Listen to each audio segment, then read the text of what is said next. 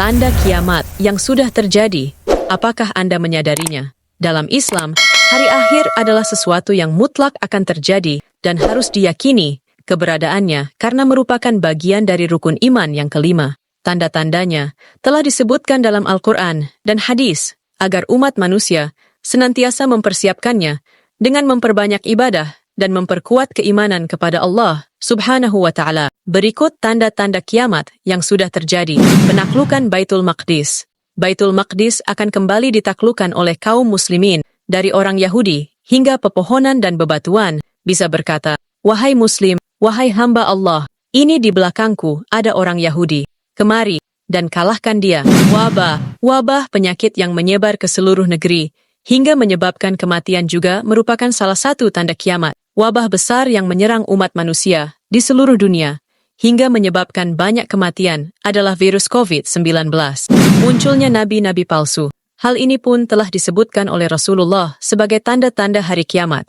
Dalam hadisnya yang berbunyi, "Akan ada pada umatku 30 pendusta. Semuanya mengaku sebagai nabi. Tanah Arab menghijau." Perlu diketahui, fenomena tersebut adalah salah satu tanda kiamat. Sebagaimana yang tertera dalam hadis Muslim yang berbunyi, "Tidak akan tiba hari kiamat hingga tanah Arab kembali hijau, penuh dengan tumbuhan dan sungai-sungai." Hadis riwayat Muslim. Wafatnya ulama dan orang saleh.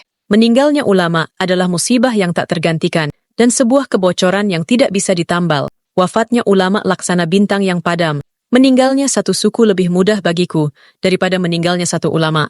Hadis riwayat Al-Tabrani dan Al-Baihaqi. Maraknya pembunuhan. Dunia tidak akan lenyap hingga suatu masa mendatangi manusia di mana orang yang membunuh tidak mengerti karena alasan apa ia membunuh, dan orang yang terbunuh juga tidak mengerti atas dasar apa ia dibunuh.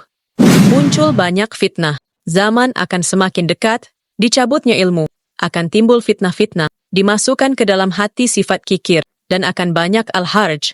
Mereka para sahabat bertanya, "Apakah al-harj, wahai Rasulullah?" Beliau menjawab, "Pembunuhan." Hadis riwayat Al-Bukhari dan Muslim.